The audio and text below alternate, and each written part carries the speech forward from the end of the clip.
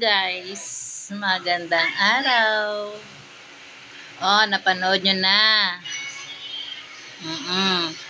Napanood nyo na yung isiniwalat ni Saldico ko. Oo guys, panoorin nyo dito sa TikTok, marami na naglabasan. At nakita nyo naman mga friends kung anong pinagsasabi ni Saldico. O, diba? Anong next kaya ang mangyayari sa kaganapan ngayon, mga kababayan? Inamin niya na kung sino ang mastermind nung kanilang flood control at ng GAA insertion. Naku, mga kababayan, eto na nga sinasabi ko. Eto na nga. Nakakatawa, mga kababayan. Sabi ni Auntie, i-verify pa daw yun, baka AI lang. O, diba? Kanya-kanyang depensa ngayon ang mga person. Kanya-kanyang defense ang mga person kay Vaivay M. Mga friends. Paano na ngayon yarn? Kanya-kanyang depensa. O, diba? Kasi naman mga friends, wala talagang lihim na hindi maibubunyag. Oo. So, anong mangyayari? Alis ka dyan, baby! Alis! O, anong mangyayari ngayon, mga kababayan? Sa ginawang pag-amin ni Saldico sa kanyang partisipasyon sa ano ka ba naman, Wing? Intermission sa sa pagnanakaw ng pera ng bayan. Anong mangyayari? May kanya-kanyang defense ang mga person dito. May kanya-kanya silang sinasabi. Sabi pa, may nabasa pa ako, magagawa ba daw yun ni BBM? Kung pwede naman, bakit sa GAA pa mag-i-insert? Pwede naman daw sa NEP. O, diba? Ang dami nilang palusot. O, diba, mga kababayan? Kanya-kanyang palusot ang mga person sa gobyerno. Mapagtakpan lang ang pagnanakaw ng kanilang amo. O, diba, mga kababayan? Nakakalungkot isipin na ang kadatungan ng ating kaban ay nanakawin lang ng iilan. Huwag kang dumaan dito, Ireng. At may kausap ako. O, diba? Yan ngayon. Tamang-tama mayroong tamang-tama mayroong rallying gaganapin ngayong 16, 17, 18. Huwag ka muna magulo. May kausap ako, nasa kabilang screen. Isturbo ka naman. O, diba? So, anong mangyayari? Alam mo, ginagawa nilang yan. Kasi nga, mga kababayan, kanya-kanya na silang, baka mamaya, hindi naabutan ng Pasko, lahat ng tinutukoy ng mga person ay magsitakas na sa bansang Pinas, tulad na lang Dibuduan. Wala na sa Pilipinas. Oo, diba? Kaya, ang ating bayan talaga, kawawang-kawawa na. Matanda na nga, dahil ang problema sa pagnanakaw ng mga iilan.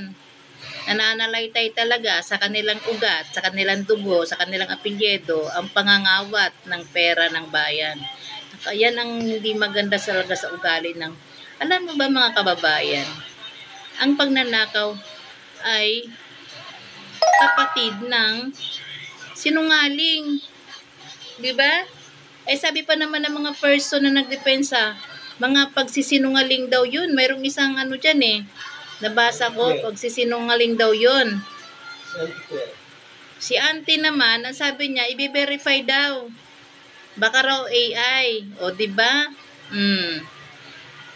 Kaya wala talagang patutunguhan ng ating bayan, mga kababayan, kasi walang matinong result.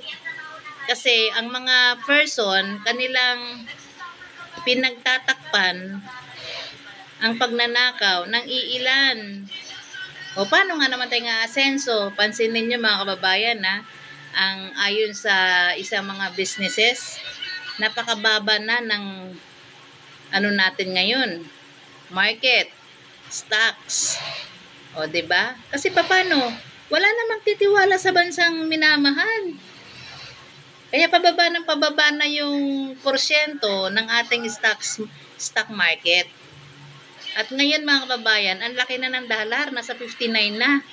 O 'di ba? Swerte ng mga nasa ibang bansa na nagpapadala ng kadatungan dito sa Pilipinas.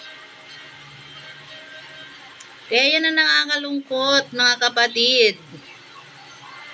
Kaya ngayong nalalapit na mga araw na may pagwiwilgang gaganapin, nako, ewan ko na lang. 'Di ba? Kaya yan ang sinasabi natin mga kababayan. Kaya itong mga to, kung gusto talagang umasenso ang ating bayang Pilipinas, tigil-tigilan nyo naman yung pagnanakaw. Tingnan nyo nangyari sa mga lugar na nasalanta ng pagbaha. Di kayo naawa dun sa Liloan, Cebu? Di kayo naawa dun? Grabe. Meow, meow, meow, meow. Ang kulit. Meow, meow, meow, meow, meow. Ang kulit ng pusa namin mga kababayan. Kaya yan ang sinasabi, kawawang kawawa yung ating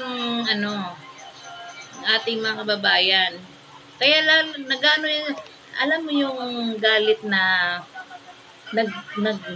nagkukumuyos na galit ang ginagawa ng mga Pilipino, lalo ng mga nasalanta sa ating gobyerno. Pansinin nyo yun. Ang minor damage lang, 5,000 lang ang katapat. Ang major ay nasa 10,000. Kung di ka ba naman tinamaan ng magaling? O, di ba mga kababayan? Kaya, sino ba namang hindi manggagalaite sa ginagawa? I mean, may umaamin na nga, yung iba tinatakot pa yata. Kaya ang iba nagsibaliktad. May Anjo Iliana pa na sabi niya, binabluff lang daw niya si Soto. Pambabluff lang daw yung ginawa niya. Tingnan mo. O, di ba? Walang mga sariling disposisyon sa kinabuhi, mga dudong.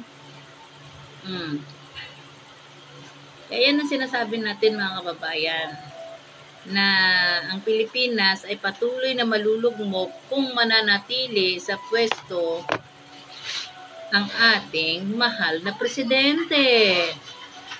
O, diba? So, paano? Hahayaan ba natin na manatili sa kinaupuan ng ating mahal na presidente?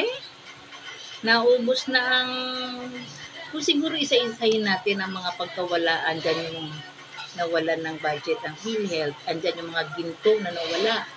Nandyan yung Maharlika Fund na walang mga result. Diba?